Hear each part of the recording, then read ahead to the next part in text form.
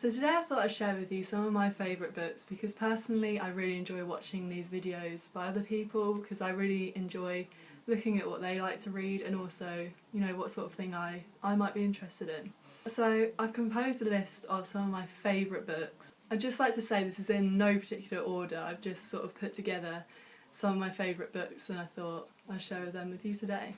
Okay, so easily one of my favourite books ever is this one, and it's Looking for Alaska by John Green. Don't know why I doubted that then. Yeah, Looking for Alaska. I love this book so much. I've read it so many times. It's basically about this guy who goes, he goes to like a boarding school, and you know, his life is pretty normal. Until he meets this girl called Alaska. And on the back it says, gorgeous, clever and undoubtedly screwed up, Alaska draws Miles into her reckless world and irrevocably steals his heart. For Miles, nothing can ever be the same again. I just really love this book. It's a great one to read, and it's sort of split into two parts as well. Before and after. Yeah, it's split into two parts. Before and after. As you can see, before.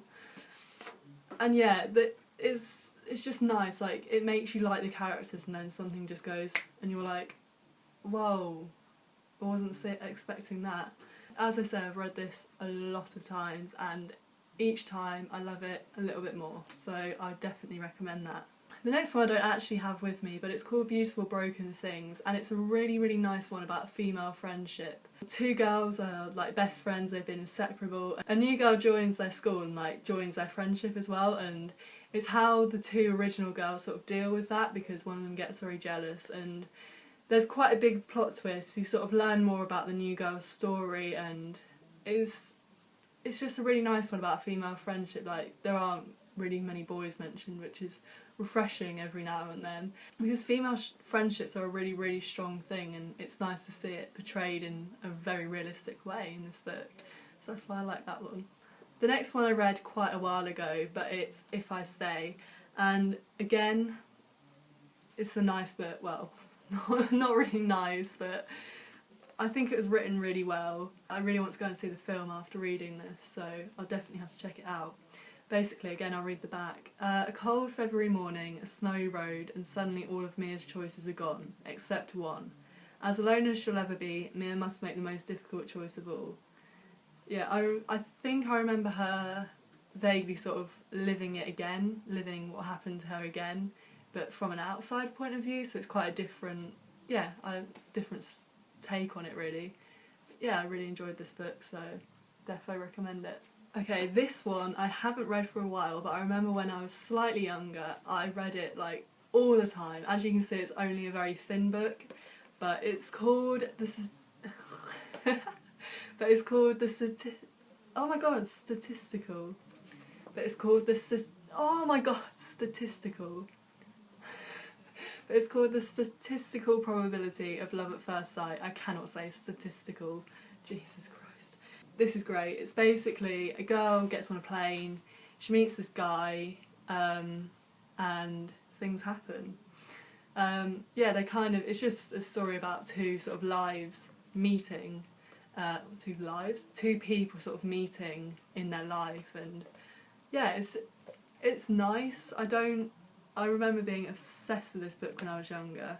I'll read the back for you again. Today should be one of the worst days of Hadley's life. Her father is getting married in London to a woman she's never met, and she's just missed her flight.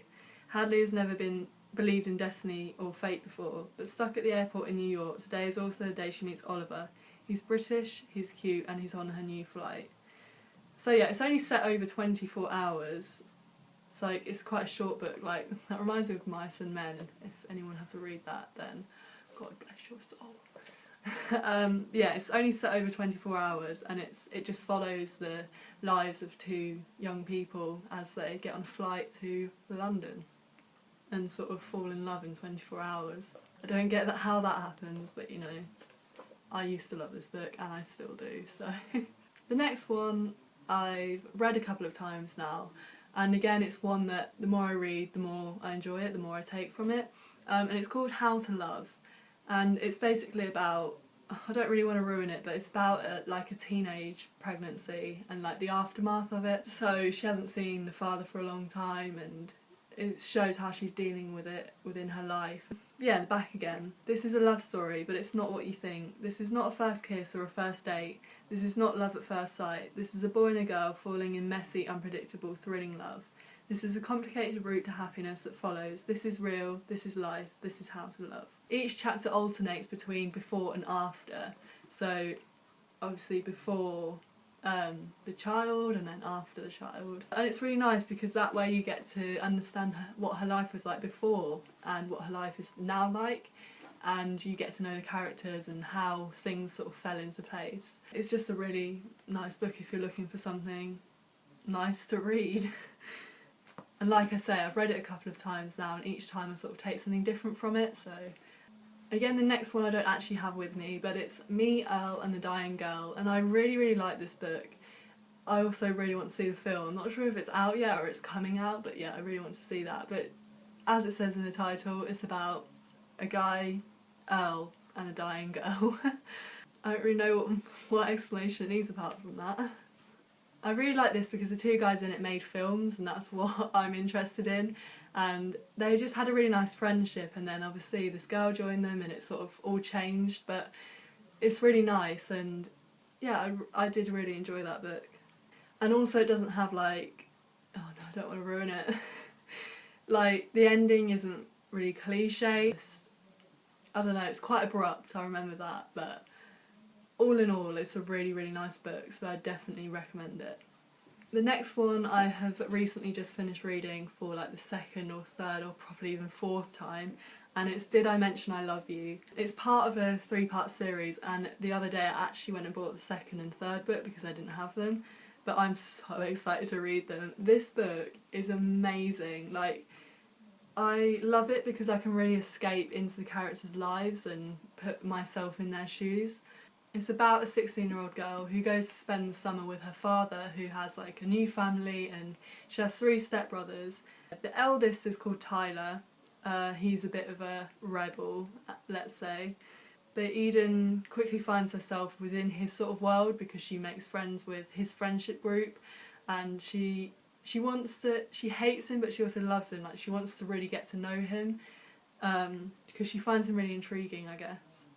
Yeah, again, I don't want to spoil it, but things happen and like there's obstacles in the way, and yeah, she's just trying to figure out her stepbrother really and why he is so aggro all the time. I really like it. There's a couple of plot twists in there that you're like, whoa. Like, there's one major one, and me and my friend who read it, I remember we were discussing it one time, we were both like, whoa, that was such a good like plot twist.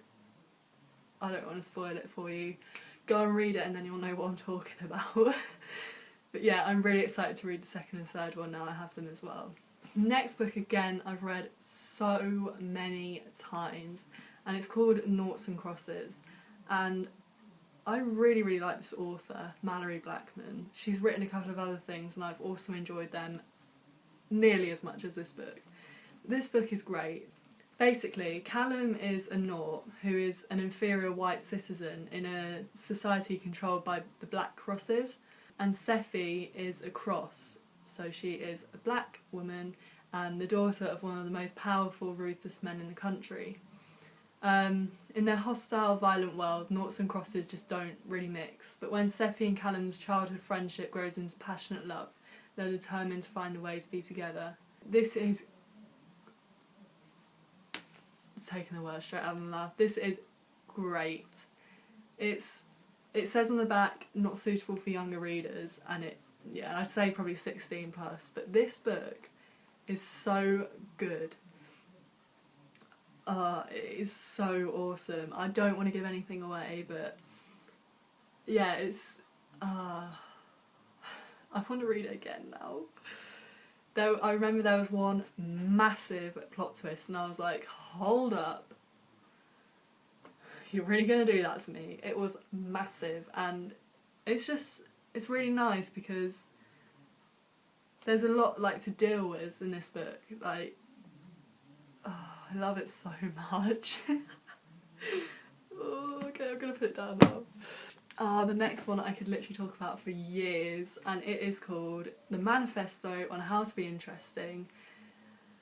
Like most of the other books, I've read them like 2 or 3 times because I've literally recommended this book to as many people as I can.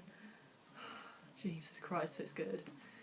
So, I'll read the blurb again. Bree is by no means popular. Most of the time she hates her life, her school, her never there parents, so she writes. Like, she writes stories, that sort of thing. When Bree is told she needs to stop shutting the world out and start living a life worth writing about, the manifesto on how to be interesting is born. A manifesto that will change everything, but the question is, at what cost? Oh, it's so good, it really, really is. Yeah, so she starts off really not popular, like, she doesn't really care about her popularity or anything, but something happens and then she starts becoming really cool, and she's like, and then something else happens, and everyone knows that one bitchy girl at school, like the popular group of people at school. It's kind of about that, to be fair, and you'll be reading it and noticing similarities like between your life and the character's life, which is cool. You've got to read it basically, and also it's like pink around here, like that is quite cool, to be fair. Yeah, it's just a really nice book and I've read it a lot of times. Anyway, the last book I'm going to talk about is Paper Towns, and it's another John Green one, but I couldn't really resist putting it on. It's just a really nice story. I know people have said it's not that good, the film isn't as good as the book, which is a bit of a disappointment because I did kind of want to go and see that. I'm sure I will at some point, but it's just nice because you don't really get to know the characters until the story develops a bit more. So it's about a guy called Quentin, who has always loved Margot from afar. So when she climbs through his window to summon him on an all-night road trip of revenge, he cannot help but follow. But the next morning, Hugh turns up at school and Margot doesn't. She's left clues of her disappearance like a trail of breadcrumbs for Hugh to follow. And everything leads to one unavoidable question: who is the real Margot? One night happens really quickly, and then the rest of the story is based on finding Margot. The ending, I remember, is not very good. It's a bit weird, it's a bit like all that was for nothing, but I'll let you discover that one yourself and let you,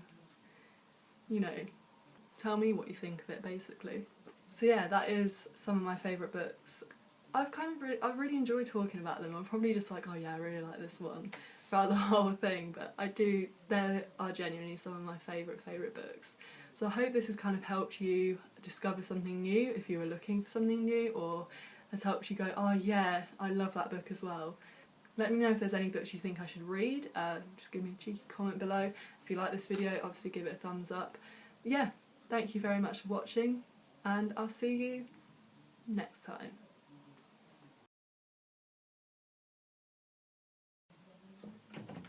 I knew you were going to do that. You filming? Sorry.